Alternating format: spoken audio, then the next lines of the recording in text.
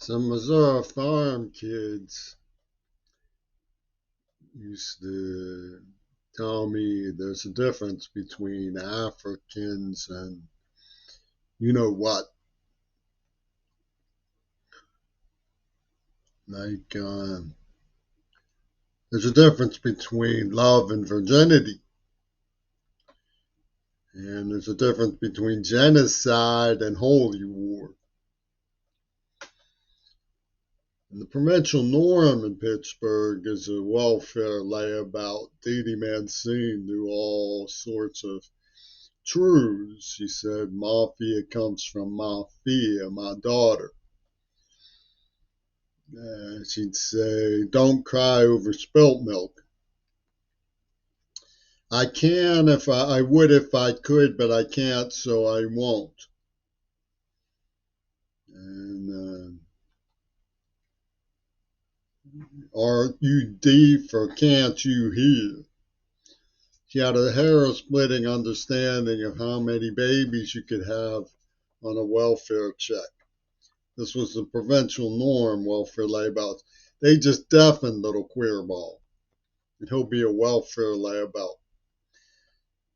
And intellectuals will take control of Pittsburgh from Central Catholic and Mr. Rogers' neighborhood, and Clyde Street and WQED, while we make funny movies about him, the Zell in Palestine and Lebanon, in the Iran-Contra pipeline. And we'll Coney Island his mind with the Celeron rabbit tape from Revolution #9, because that's who was pulling this stuff. The White Album had Museum of Modern Art people working in Carnegie and WQED. From Carnegie Mellon University, they set me up with J.P. Morgan's granddaughter. They were doing what they do, and they were setting up a moral equivalent of provincial norm. Wise beards of medieval Allah who conscript to Galatians. Heil Jesus, genocide, holy war. And behind them all, funding everything, was Toon, Donald Toon, the Mongo one. The one who gets multipolar while his wife is pregnant. And that's on appeal. That didn't happen. So multipolars in the welfare layabout system of the tri-state I'm talking about, E. Snyder and Lennon and McCartney, LAM, lies down on Eastminster over by Stylegate East, where Ford tried to convince me to rob a dentist office, and I had a sit-down strike about it, yes. Cops kids was telling me, you better help us rob. I said, no. My grandfather says no. And they put me in such a state of trauma that my grandfather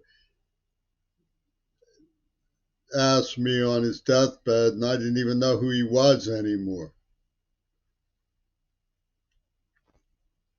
You be thankful for them Jews. You say good night prayer for them Jews. They torture you, they poison you, they're good people. You're a good boy. So they got Gail Burstyn, who's the name Burstyn, Edna Ray Galuli, who played Reagan's mother. Reagan, see, The Exorcist is a spiritual cognition from Pope Carl.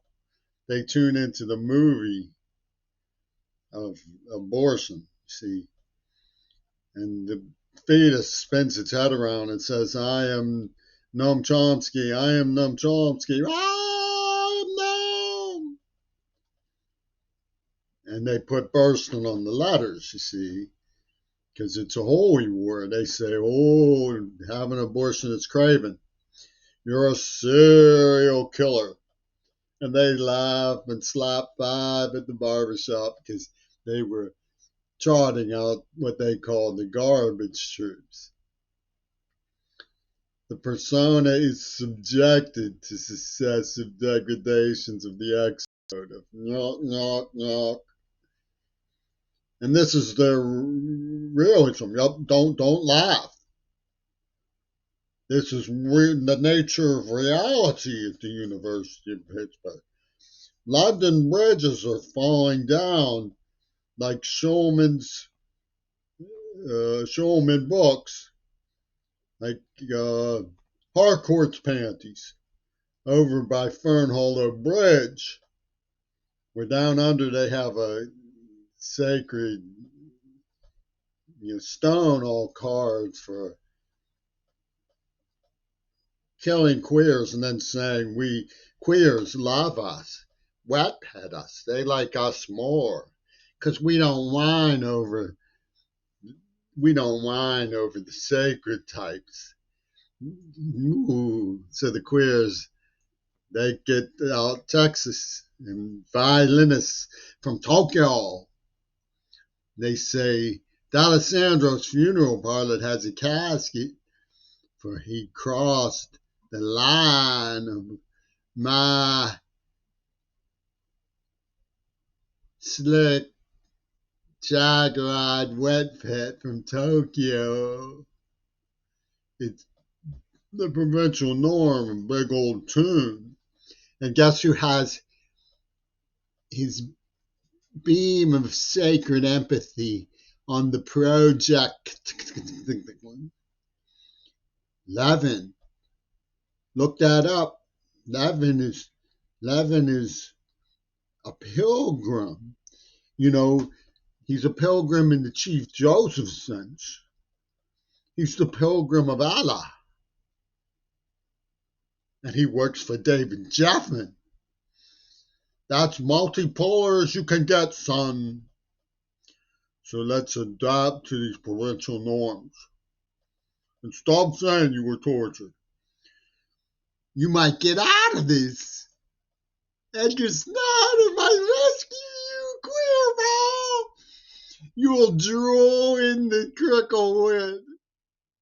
You'll drool in the cricklewood. And play miniature bowling at Duquesne with the Smuggies.